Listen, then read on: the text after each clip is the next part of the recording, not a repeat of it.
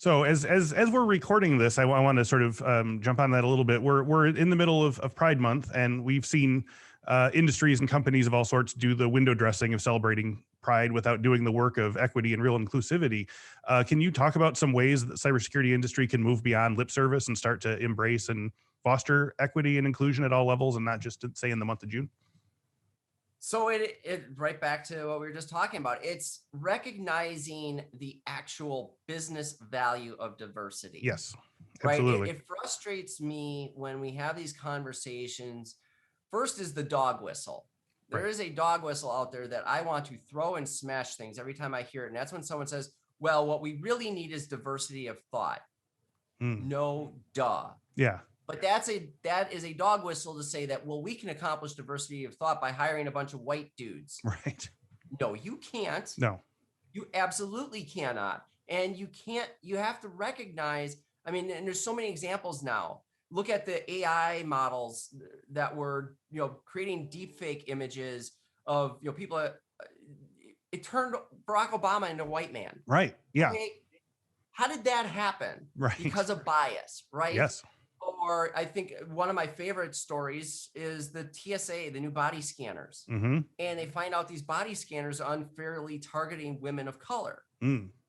Why, you ask? Well, because there are certain hairstyles that are very predominant to Black women, right, that it was having problems with. And so isn't that kind of got you questioning now, didn't you have any Black women in your test sets? Yeah. Like, shouldn't this have come up? Right. And so, from security, it's the same thing. It's recognizing that. And so, yeah, when people say, well, I want diversity of thought, well, you better think about how you get diversity of thought. Yes. And then the other part of it is stop thinking of diversity as this like feel good thing. We want to, make people feel good that we're inclusive and blah, blah, blah, blah, blah. Yeah. No, diversity is what makes us, as I said early in this podcast, it's what makes us stronger in this sense of collective solutioning or collective problem solving. You need those various aspects. Right. You need people who look at things very different ways Yep. because of their experience. Someone who can look at a body scanner and say, what's that going to do when I walk through with my hair like this? Yep. Because they know from other experiences that particular hairstyle they have gets treated differently.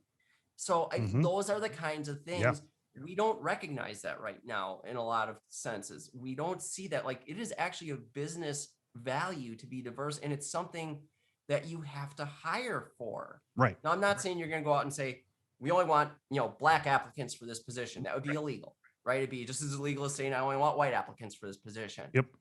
But rethink what your qualifications are.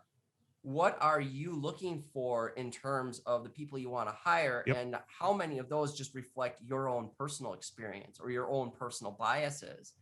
How can you look at what makes somebody a good fit and a good diverse fit for your team, inclusive of things that maybe don't fit into what you immediately think of in terms of what that person, that role should be? So broad in that sense.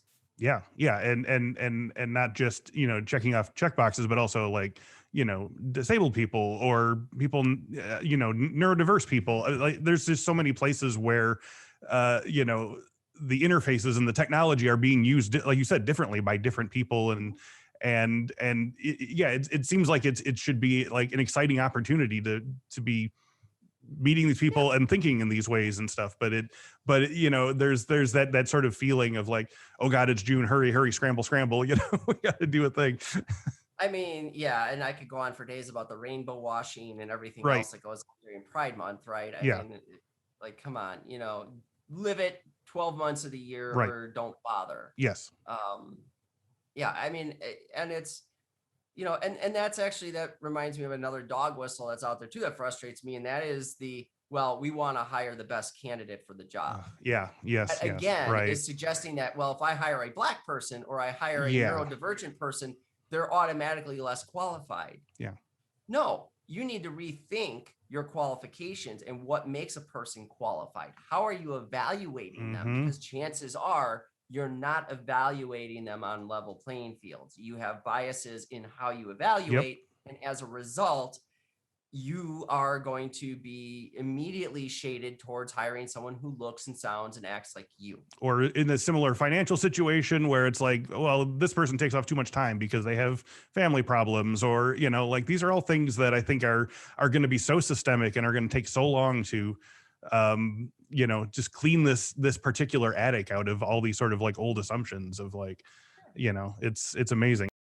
New episodes of the Cyberwork podcast are available every Monday at 1 p.m. Central. And don't forget to check out our hands-on training series, Cyberwork Applied.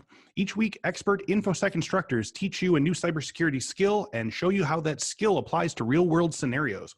Go to infosecinstitute.com/learn to stay up to date on all things cyberwork.